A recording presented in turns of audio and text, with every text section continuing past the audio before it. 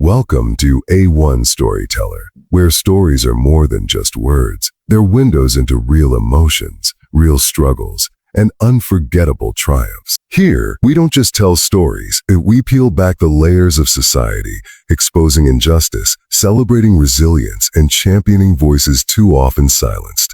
Our mission is simple: to move you, to wake you up, and to remind you that empathy is still alive. The story you're about to hear is not just a story. It's a reflection of the world we live in. It's a tale of love, injustice, racism, power, and the strength of a Black woman who stood her ground even when the odds were stacked against her. It's about a mother who shielded her child, a man who showed what a real protector looks like, and a system that was forced to answer for its failures. Too often, we hear about tragic endings, but not today. So sit back, turn up the volume, let your heart and mind open. This is a story you won't forget. Now let's begin. Michelle Johnson awoke to sunlight spilling through the blinds of her modest home in suburban Atlanta. It was a rare and precious kind of morning, the kind that made you breathe slower, appreciate the quiet hum of life outside your window, and savor the warmth of your daughter snuggled next to you in bed.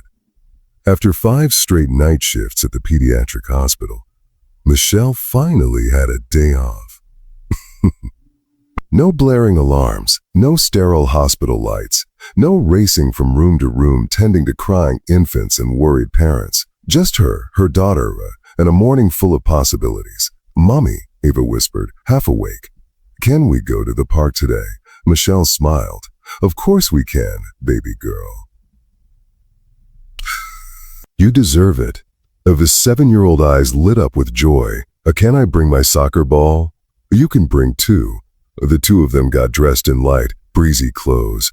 Michelle wore a sunflower yellow sundress that complemented her caramel skin, her curly hair pulled into a soft puff. Oh.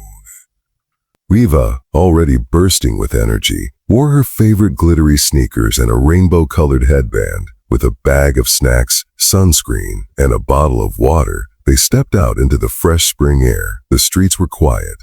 Birds chirped from the trees. Neighbors waved from across lawns. Michelle felt something she hadn't felt in a while. As they walked hand in hand, a mother and daughter making their way to the nearby park just 3 blocks away. Laughter filled the air as Ava skipped ahead, kicking her soccer ball, occasionally tripping over it, and giggling uncontrollably. Michelle glanced around, soaking in the scene. This was her neighborhood, her community, her safe space. At least, that's what she believed. Until he showed up. Officer Rick Halberd sat slouched behind the wheel of his police cruiser, nursing a lukewarm coffee and watching the slow life of suburbia unfold before him. It was his routine: post up near the park, pretend to scan for speeders, and really just use the quiet time to bask in his own perceived authority. Rick was in his early 40s, white, stocky, and known around the department as old school. He'd been on the force for over 15 years, but his idea of policing hadn't evolved since the 90s. He saw himself as a gatekeeper, someone who kept the wrong types from getting too comfortable in his neighborhood. Rick's jacket was thick with complaints, excessive force, racial profiling, verbal harassment. But every time, he walked away unscathed. A slap on the wrist here, a "don't do it again" there. Protected by a good old boy system that gave men like him unchecked power and zero accountability. When he spotted Michelle and walking together, 2 Black figures moving through a predominantly white area, something in him tightened. It wasn't suspicion, it was prejudice. He lowered his aviator sunglasses and grunted, "What the hell is this? What the hell is this?" To Rick, a Black woman walking peacefully with her child wasn't an image of motherhood. It was a challenge. An affront to the fantasy he clung to. The belief that people like Michelle didn't belong here, didn't thrive here. He flicked on his lights and slowly rolled the cruiser toward them, wheels crunching gravel with intention.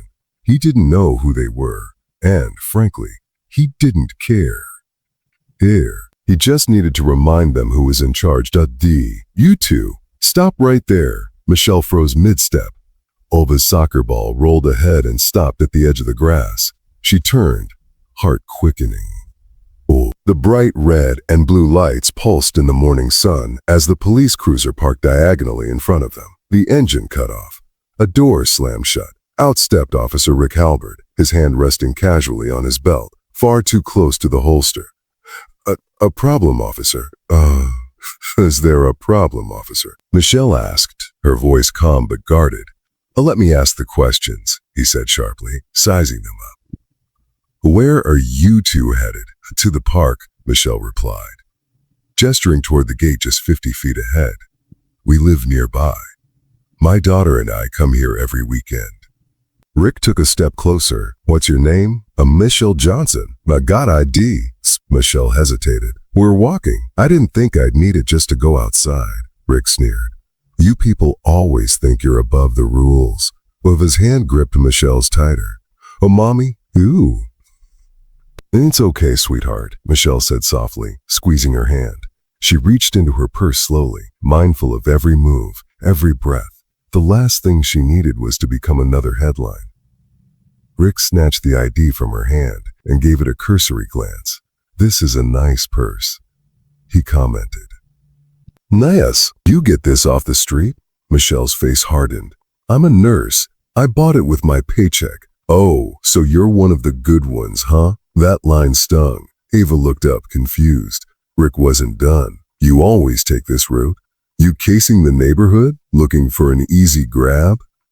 Maybe teaching your daughter the trade early. Michelle's eyes burned. Oh, that's enough. Rick raised his voice, chest puffed. What did you say? I said, that's enough.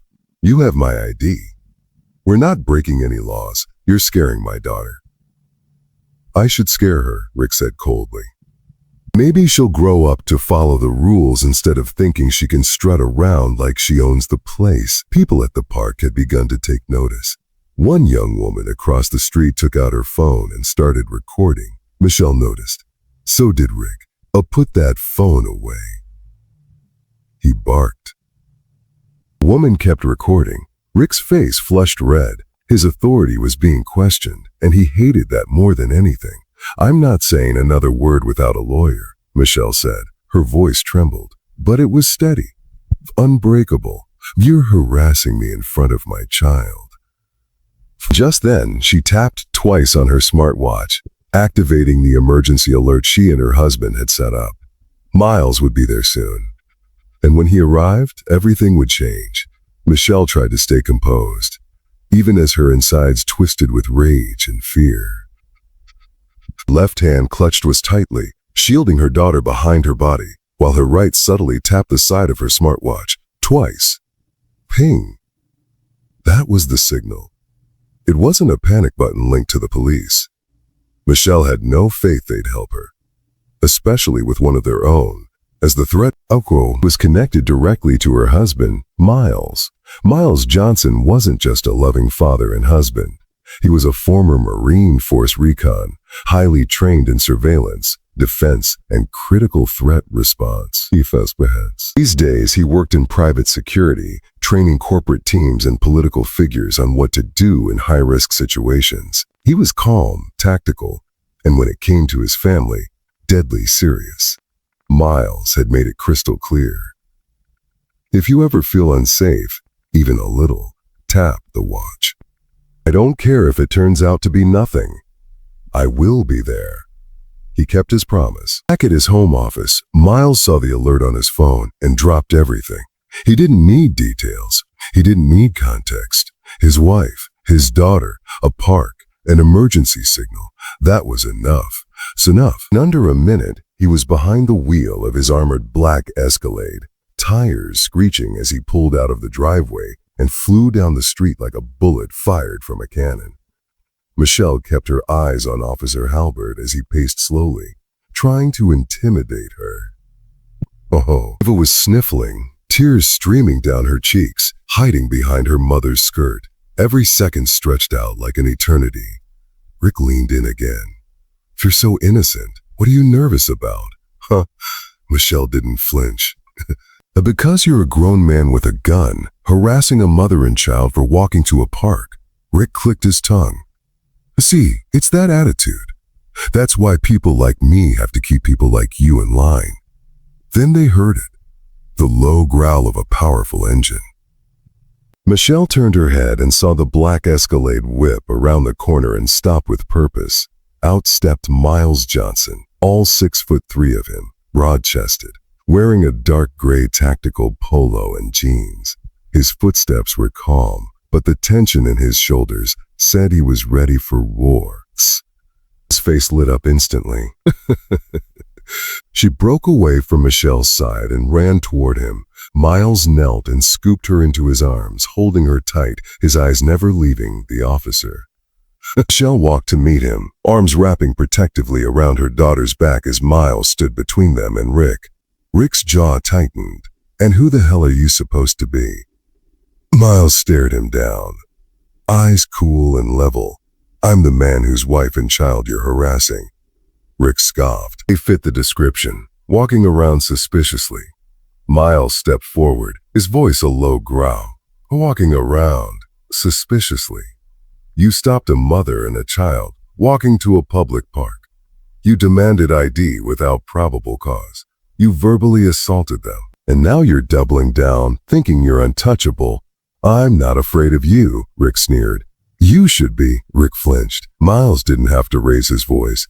His composure was unnerving, but Rick wasn't used to being confronted, especially not by someone who looked like Miles. He reached for his radio to call backup. That's when another car pulled up, a sleek, unmarked vehicle. Out stepped a tall black man in uniform, eyes hidden behind mirrored sunglasses. He moved with authority, sharp, deliberate. Rick's face drained of color. Deputy Chief Alonzo Briggs.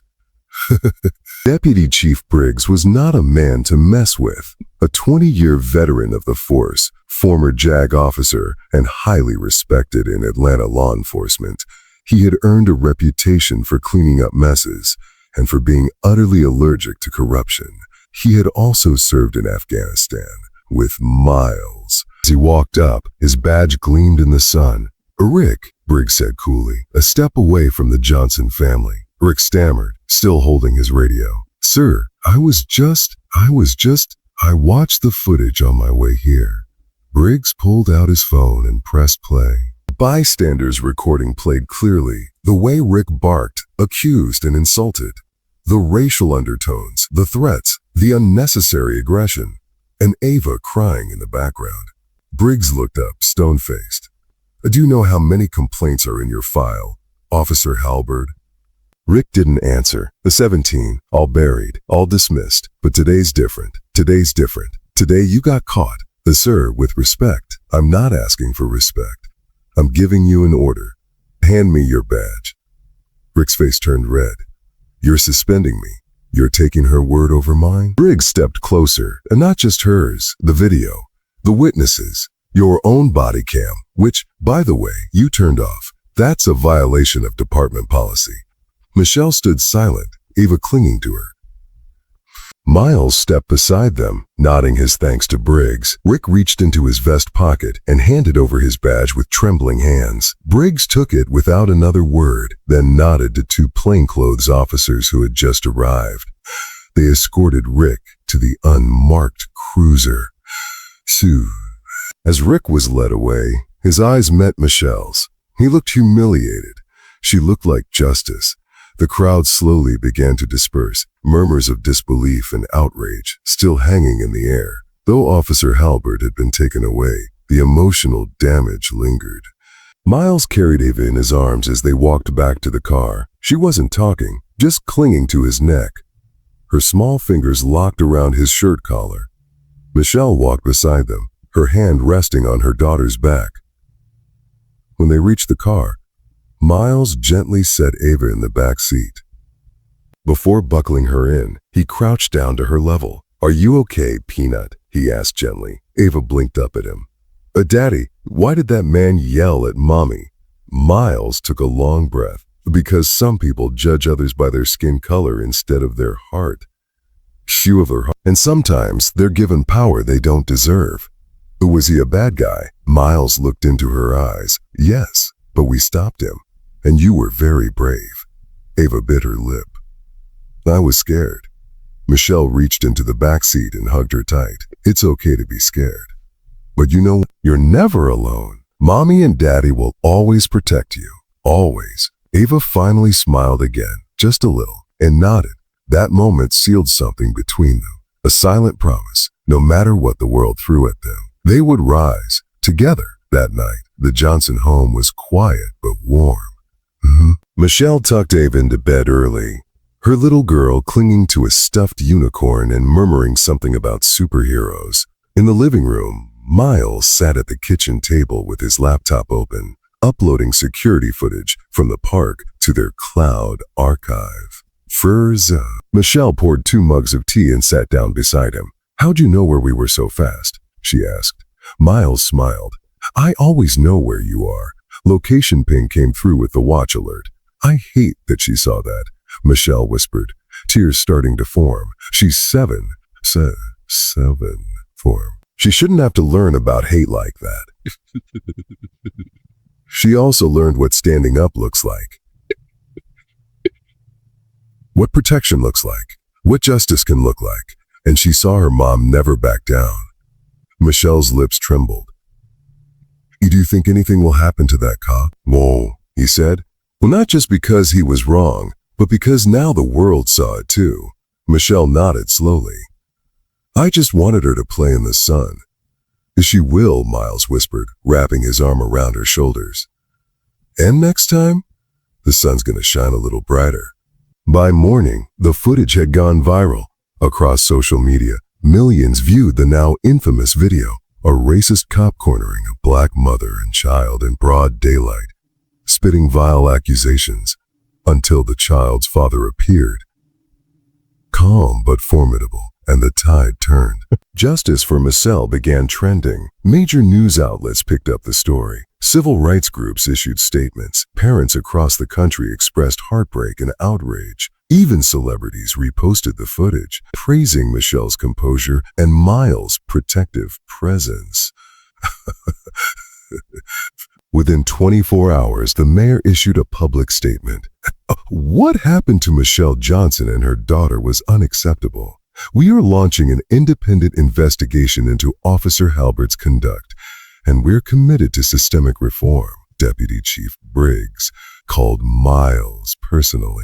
We're suspended pending termination, Briggs said. Internal Affairs wants to speak with both of you if you're willing. We're willing, Miles replied. But understand, we're not looking for revenge. We're looking for change. Briggs paused. Then let's make it happen. A week later, Michelle stood before a crowd at a local town hall meeting. She was nervous, but she refused to stay silent. Behind her sat Miles and Ava, her anchors. Cameras rolled. Reporters scribbled notes. My name is Michelle Johnson, she began. I'm a nurse, a mother, a wife, and a human being. The room was silent. What happened to me and my daughter wasn't an isolated incident. It's part of a pattern, a system that allows bias and hate to hide behind a badge. But we're here to say, no more, she continued, her voice growing stronger. My daughter is 7. She should fear monsters and books, not the people sworn to protect us. I didn't choose this moment. It chose me. But now that we're here, I will use my voice. For Eva, for every mother who's been silenced, for every child who's been scared. The crowd erupted in applause. After the speech, people lined up to hug her, to thank her, to tell their own stories. Michelle walked out of the building with her family, the cool night breeze wrapping around them. And for the first time in a long time, she felt something powerful. Hope. This was more than a story. This was a reminder that racism isn't always hidden in shadows. It sometimes wears a uniform and a badge. But even in the face of abuse, fear, and injustice, truth stands taller. Michelle stood for her daughter. Miles showed the world what a real protector looks like. And together they forced a broken system to look in the mirror. At A1 Storyteller, we bring you these powerful moments, true reflections of the world around us. Because stories like these don't just entertain, they awaken, They inspire. They ignite change. If this story moved you, don't just watch. Share it. Talk about it. Stand up for justice, for love, for every voice that deserves to be heard. And don't forget to like, subscribe, and hit that notification bell, because the next story could be the one that opens someone's eyes. Until next time, stay brave, stay bold. This is A1 Storyteller, where truth has a voice.